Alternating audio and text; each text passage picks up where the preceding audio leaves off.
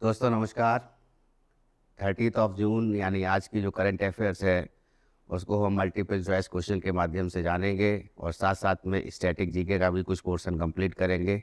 जो भी important static GK का पॉइंट अगर आता है तो स्टार्ट करने से पहले सभी से मेरा कहना है कि जो लोग नए हैं चैनल पर और जो पुराने लोग भी हैं जिन्होंने अभी तक चैनल सब्सक्राइब नहीं किया है, चैनल सब्सक्राइब कर लें और बेल आइकन दबा दें ताकि जो भी नया वीडियो अपलोड हो उसकी जानकारी आपको तुरंत मिल जाए। तो स्टार्ट करते हैं आज की करंट अफेयर्स को। फर्स्ट है कि which place will be integrated with facial technology vehicle number plates and FASTags to improve security checks.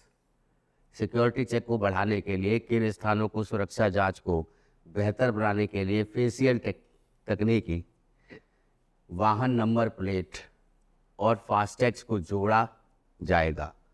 तो ये है एयरपोर्ट्स के लिए, ये कहा गया है कि एयरपोर्ट्स के लिए ये जोड़ा जाएगा फास्टैग्स को भी, और वहाँ पर जो है किसी प्रकार से सुरक्षा की चूक ना हो एयरपोर्ट्स में, इसको लेकर के ये बात कही गई है भारत सरकार के द्वारा। नेक्स्ट है government of India has issued model rules और for felling of trees on agriculture land to promote agro forestry. Under this who will have to register on the National Timber Management System NTMS portal. ये जो NTMS portal है इस पर जो है कृषि वानिकी को बढ़ावा देने के लिए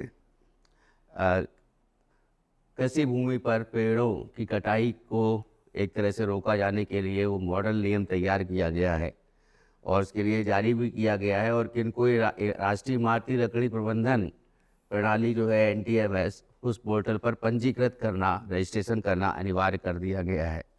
तो वो है बागान मालिकों को। और ये ऐसा क्यों किया जा रहा है? तो पहला तो है कि कृषि वानिकी को बढ़ाना है, दूसरा जो है कि किसानों की आय को दुगना करना है। तो जो भी ऐसी भूमि है जहाँ पर कृषि हो रही है और वहाँ पर जो है पेड़ हैं, तो उन पेड़ों को कटाई को रोका जाना है। उसके लिए ये NTMS में जो प्रबंधन प्रणाली है इस पर जो बागान मालिक हैं, जो इमारती लकड़ी का प्रयोग करते हैं और जो इससे रिलेटेड जो इंडस्ट्रीज़ हैं, तो ख़ास तौर से बागान मालिकों को इस पर जो है इस पोर्टल पर जाकर के पंजीकृत करना है, रजिस्ट्रेशन करना अनिवार्य कर दिया गया है। फिर है 2024 के यूनाइटेड नेशंस रिपोर्ट के अनुसार, संयुक्त राष्ट्र की 2024 की रिपोर्ट के अनुसार, what is the percentage decline in India's under 5 mortality rate. Under 5 mortality rate जो है 5 वर्ष से कम आयु के जो मृत्यु दर में वो गिरावट आई है, संयुक्त राष्ट्र रिपोर्ट जो है 2024 की कह रही है। तो कितनी गिरावट आई है? तो ये गिरावट आई है 78%, और ये बहुत ज़्यादा गिरावट है। और जो वैश्विक रूप से गिरावट है वो है 61%। नेक्स्ट आते हैं, how many infants are provided free vaccination services annually under India's universal immunization programme. Bharat के सार्वभौमिक टीकाकरण कार्यक्रम के तहत प्रतिवर्ष कितने शिशुओं को मुफ्त टीकाकरण सेवाएं प्रदान की जाती हैं? टोटल 2.9 करोड़ जो है ये प्रेग्नेंट वुमेन्स हैं जिनको टीकाकरण सुविधाएं दी जाती हैं, और 2.6 करोड़ इन्फेंट्स हैं जिनको ये सुविधा दी गई है। ये भी UN की जो रिपोर्ट है उसके अनुसार ये डाटा है। नेक्स्ट है, who has been appointed as the new रॉ चीफ। नए रिसर्च एंड एनालिसिस विंग के चीफ कौन बनाई गई है? नए रॉ प्रमुख के रूप में किन्हें नियुक्त किया गया है?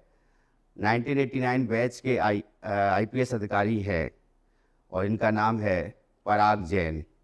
तो पराग जैन ये रवि सिन्हा की जगह रहेंगे। रवि सिन्हा जो है इनका रिटायरमेंट हो जाएगा और पराग जैन को 2 वर्ष के लिए बनाया गया है, 2 ईयर्स के लिए। इम्पोर्टेंट इसमें यह भी है कि अभी जो ऑपरेशन सिंदूर चलाया गया पहलगाम अटैक के बाद में, आतंकवादी घटना के बाद में, जिसमें भारत के सैलानी जो थे पहलगाम में, वो वहाँ पर मौजूद थे और उन पर जो है, उनके परिवारों पर जो है, जो पुरुष थे उनको सबको जो है गोली मार दी गई आतंकवादियों द्वारा।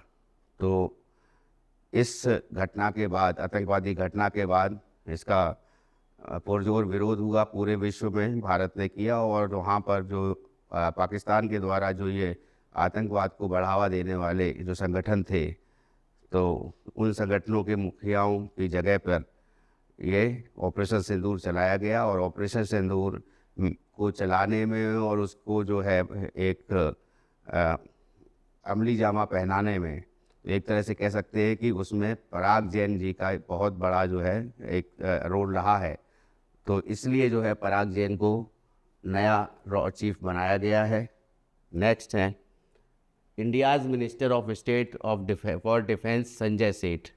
संजय सेठ जो है, जो रक्षा राज्य मंत्री हैं भारत सरकार के, तो इन्होंने अभी हाल ही में अटेंड किया है 65वां स्वतंत्रता दिवस सम्मेलन। तो ये किस देश का स्वतंत्रता दिवस सम्मेलन था? Which country? भारत के रक्षा राज्य मंत्री संजय सेठ ने किस देश के 65वें स्वतंत्रता दिवस समारोह में भाग लिया है? इन्होंने भाग लिया है मेडागास्कर के 65वें स्वतंत्रता समारोह में। अब मेडागास्कर के बारे में जान लीजिए कि मेडागास्कर जो है ये अफ्रीकन कॉन्टिनेंट के पास में द्वीप पड़ता है, मोजाम्बिक के सामने।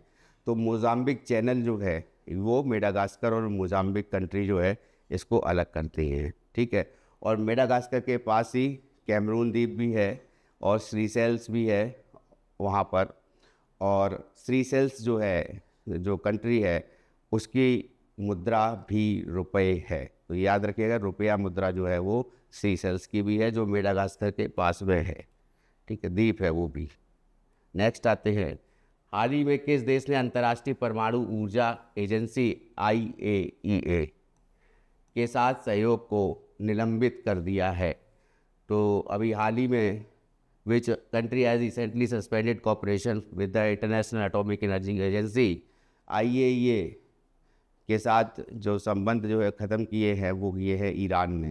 क्योंकि ईरान इजराइल का अभी वार चल रहा है और ईरान इजराइल के वार में अमेरिका भी इसमें शामिल हो गया है। अमेरिका ने भी जो है ईरान पर आक्रमण किया है और कह सकते हैं फाइटर प्लेन्स के माध्यम से। तो इससे ईरान ने IAEA से अपना जो संबंध है या मेंबरशिप है वो वापस ले ली है, ठीक है। हाल ही में किस राज्य सरकार ने ग्राम पंचायतों में बेटियों के विवाह कार्यक्रम के लिए मुख्यमंत्री कन्या विवाह मंडप योजना को मंजूरी दी है? ये योजना जो है, इसको मंजूरी recently which state government has approved the मुख्यमंत्री कन्या विवाह मंडप योजना फॉर द मैरिज प्रोग्राम। विवाह के लिए और बेटियों के विवाह के लिए जो ये ग्राम पंचायत में ये मंडप योजना को मंजूरी देने वाला राज्य जो है वो है बिहार। और ये बिहार की ये योजना है मुख्यमंत्री कन्या विवाह मंडप योजना, ठीक है। फिर आते हैं नेक्स्ट पर, निम्नलिखित में से किस देश को वैश्विक तंबाकू नियंत्रण के लिए ओ श्रेणी में प्रतिष्ठित ब्लूमबर्ग फिलेंथ्रोपीज पुरस्कार से सम्मानित किया गया है? तो वैश्विक तंबाकू के रोकथाम के लिए जो नियंत्रण है उसके लिए जो है ओ सर्टिफिकेट दिया गया है, ओ श्रेणी का सर्टिफिकेट, और वो दिया गया है इंडिया को। क्योंकि इंडिया ने हाल ही में इसमें बहुत अच्छा प्रदर्शन किया और जितने भी तंबाकू निषेध प्रोग्राम जो भी चलाए जाने चाहिए और जिस तरह से संचार के माध्यम से सभी लोगों को जागरूक किया, और साथ साथ में जितने भी टोबैको प्रोडक्ट्स आते हैं उनमें जो है चेतावनी बड़े बड़े अक्षरों में और फोटो के माध्यम से भी ये छापी जाती है। इस कारण से ओ श्रेणी में इनको ब्लूमबर्ग फिलेंथ्रोपीज पुरस्कार से सम्मानित किया गया है भारत को।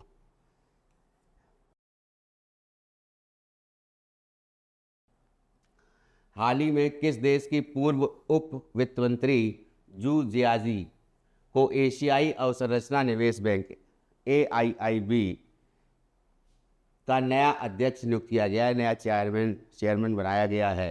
Recently, former Deputy Finance Minister of which country, Zhu Jiazi, has been appointed as the new president of Asian infrastructure investment bank.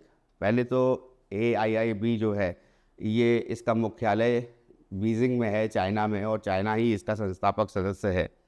और AIIB जो बैंक है ये बेसिकली इंफ्रास्ट्रक्चर को लेकर के बनाई गई है, डेवलपमेंट ऑफ इंफ्रास्ट्रक्चर को लेकर लोन प्रोवाइड करती है।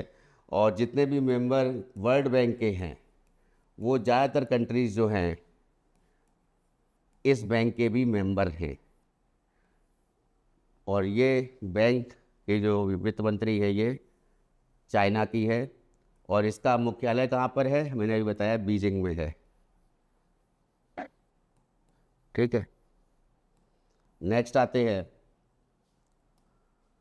यूनेस्को ने किस राज्य में स्थित सलखन जीवाश्म पार्क, फॉसिल पार्क है सलखन, इसको विश्व धरोहर केंद्र की अपनी संभावित सूची में शामिल किया है। UNESCO has included the Salkhan fossil park located in which state in its tentative list of world heritage centre.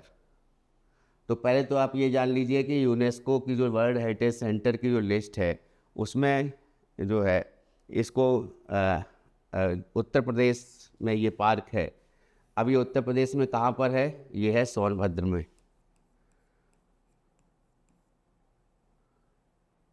Sonbhadra, ठीक है।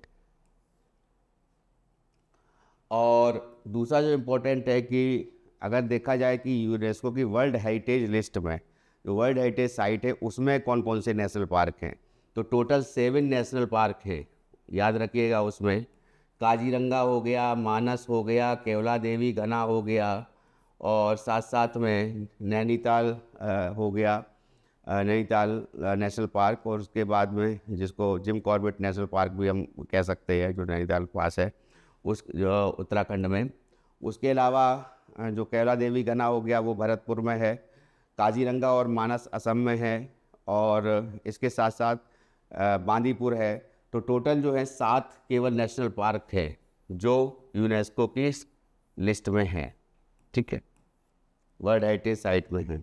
नेक्स्ट है, हाल ही में भारत ने पहली बार किस एक्सप्रेसवे पर AI से संचालित एडवांस्ड ट्रैफिक मैनेजमेंट सिस्टम शुरू किया है। Recently India has launched AI powered advanced traffic management system for the first time on which expressway. ये गुड़गांव से लेकर के द्वारिका तक का एक्सप्रेसवे है, और ये नजफगढ़ जब जाते हैं तो द्वारिका एक्सप्रेसवे से जाते हैं पप्पन कला होते हुए। तो द्वारिका एक्सप्रेसवे जो है ये 16 लेन है, 8 लेन एक तरफ है, दूसरी 8 लेन दूसरी तरफ है, और ये जो है एक्सप्रेसवे ये गुड़गांव और दिल्ली को जोड़ता है। और इसको लिए जो है इसको स्टार्ट किया गया है, इसमें AI के से जो रिलेटेड जो एडवांस ट्रैफिक मैनेजमेंट सिस्टम है उसको इसमें शामिल किया गया है, ठीक है। नेक्स्ट है, किस राज्य में शुरू अखंड गोदावरी परियोजना का लक्ष्य 2035 तक 35 लाख पर्यटकों को आकर्षित करना है। तो 2035 तक 35 लाख टूरिस्ट को अट्रैक्ट करने के लिए अखंड गोदावरी प्रोजेक्ट ये चलाया जा रहा है आंध्र प्रदेश के द्वारा। आंध्र प्रदेश की राजधानी अमरावती है, और गोदावरी नदी जैसा कि हम लोगों को पता है कि नासिक के पास से जो है गोदावरी का उद्गम स्थान है। और गोदावरी पहले महाराष्ट्र से होती हुई कर्नाटक में आती है, फिर कर्नाटक से होती हुई ये आगे आंध्र प्रदेश में जाकर के कृष्णा गोदावरी बेसिन है, वहाँ पे जो है गोदावरी नदी जो है वो बंगाल की खाड़ी में गिर जाती है, ठीक है। तो ये इम्पोर्टेंट है, इसको याद रखिएगा। नेक्स्ट है, 2025 में किसको हिंदी के लिए बाल साहित्य पुरस्कार देने की घोषणा की गई है। Who has been announced to given the Children's Literature Award for Hindi in the year 2025। ये पुस्तक इन्होंने लिखी है सुशील शुक्ला ने, जिस पुस्तक का नाम है 1/12। ये पुस्तक का नाम है 1/12, जिसके लिए इनको बाल साहित्य पुरस्कार से सम्मानित किया गया है 2025 से, नेक्स्ट आते हैं, हाल ही में किस देश ने जंगल में आग लगने के बाद चियोस द्वीप पर आपातकाल की स्थिति घोषित की है। एक तरह से आपातकाल लगाया है इस देश ने अपने, क्योंकि चियोस द्वीप जो है वो इस देश के अंतर्गत आता है और जंगल में आग लग गई और इसके कारण जो है ग्रीस में ये आइलैंड पड़ता है, यूनान प्रांत जिसको हम कहते हैं, तो टर्की के पास है ये। तो ग्रीस में ये चियोस द्वीप है जहाँ पर ये आग लगी है, ठीक है, जिसके कारण आपातकाल की घोषणा की गई है ग्रीस में। नेक्स्ट आते हैं, हाल ही में भारत ने किस देश के साथ पनडुब्बी सहयोग पर समझौता पर हस्ताक्षर किए? पनडुब्बी सहयोग यहाँ पर बात आ रही है, तो यहाँ पे रक्षा सहयोग की बात आ रही है कि सबमरीन कोऑपरेशन है उसको आगे बढ़ाया जाए। तो नेवी जो है, नेवी दो देश की जो नेवी है इंडिया के साथ जिसने समझौता किया है वो देश है साउथ अफ्रीका। तो साउथ अफ्रीका की नेवी और इंडिया की नेवी मिल करके ये पनडुब्बी सहयोग पर समझौता हुआ है कि उसको कैसे जो है उसको रक्षा सहयोग और भी बेहतर बढ़ाया जा सके दोनों देशों के बीच में। नेक्स्ट है, हाल ही में किस देश में वार्षिक कटारगामा एसाला महोत्सव शुरू हुआ है? हाल ही में किस देश में? In which country has the annual Kataragama Esala festival started recently? ये स्टार्ट हुआ है श्रीलंका में।